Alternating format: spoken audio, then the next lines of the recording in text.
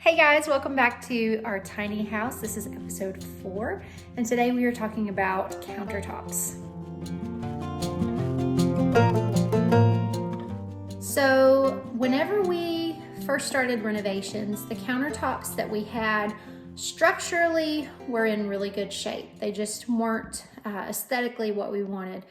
They were like a blue Formica type of material. So we removed those countertops, kept the existing cabinet boxes, and we knew we would like to maybe do 2 different materials and maybe have a contrast between the island and the perimeter. So this has been quite the decision, but just like everything in the house so far, you kind of have to list what you want and then see what products are available. And then, this infinite list of materials gets a little bit smaller. And then the more you start looking, it's like, okay, well, this won't work for this reason. This won't work for this reason.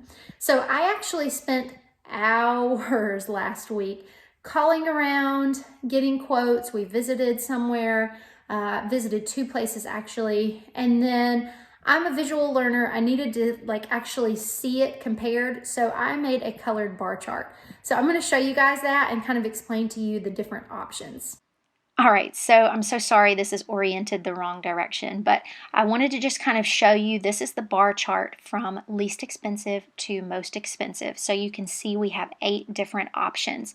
Basically, I'm going to break those down into 4 options for you because these 8 just include different types of wood, which doesn't affect the look as much as it affects the price point. So those different types of wood that we are talking about are at the base level, planks of lumber. I will link an Instagram channel of a wonderful girl that I follow, and she has done this to her countertops.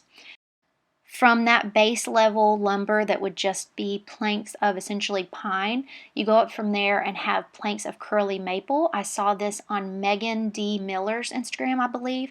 I had seen her in a magazine and I said, I've seen that kitchen before, and it was on Instagram, and she just has lovely style. So that was an option. And then of course, butcher block. Unfortunately, the size of our island knocks butcher block out of being an island choice because it is too large, too wide, too deep, and we would have to have a custom piece of butcher block made, which is quite pricey. Alright, so here is a basic aerial view of the layout of our kitchen. Of course, this is minus our little circle table and our corner banquet, but this is the basic idea. Also, let me just mention that these diagrams are made with images that I found on a design program that I use. So these are not our actual finishes of lumber and actual finishes of quartz. These are just to give you an idea of what we are working with. So starting from least expensive to most, the first option would be to put lumber on all surfaces. The advantage to this option, of course, is the price. This is the lowest priced option. This is also the option that would require the most work, as none of the pieces are coming completely finished, and all of that would have to be work that we do ourselves or get someone to help us do. From there, the next expensive option would be to do lumber on the island and then to do quartz on the perimeter. Again, this would not be a butcher block. This would be a custom lumber built island because of the depth and width of it. Continuing on, the third option would be to make the island quartz and the perimeter some type of wood. With this option including a larger piece of quartz, that also means a higher price tag. And of course, our final 4th option is making every surface quartz. What we essentially ended up going with was a variation of option 2. So we decided to go with the lumber island and the quartz perimeter.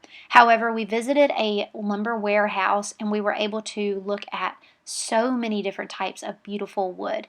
And instead of going with a basic pine, we went with an imported hardwood. So the kind of wood we went with is an African wood. It's called shedua or shedua. I'm not sure the official pronunciation. Because this is a more expensive wood, our price point landed us more along the price point for option 3 as opposed to option 2.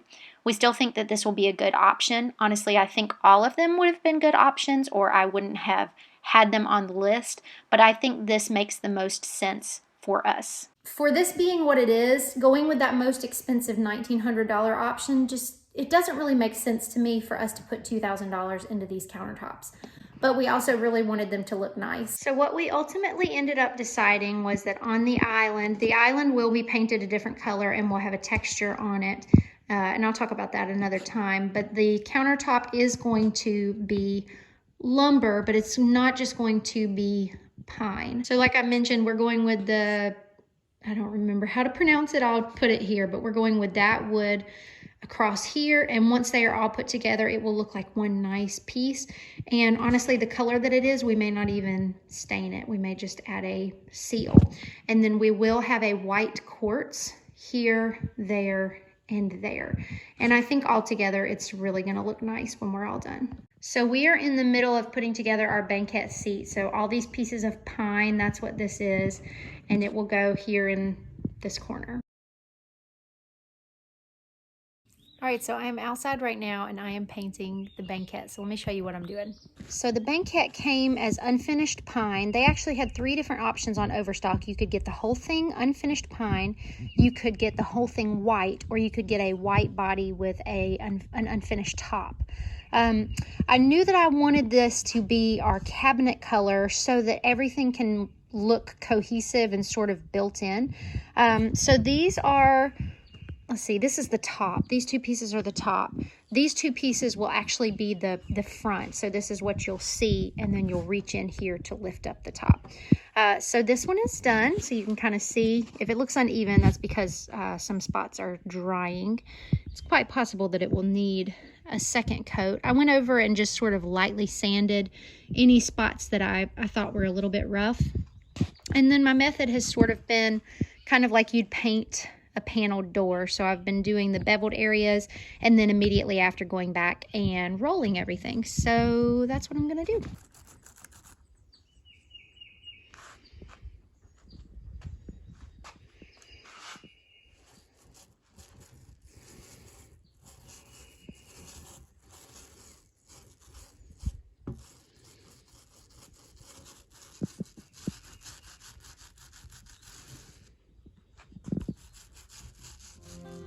Thank you guys so much for tuning in to episode 4 of our Little House series.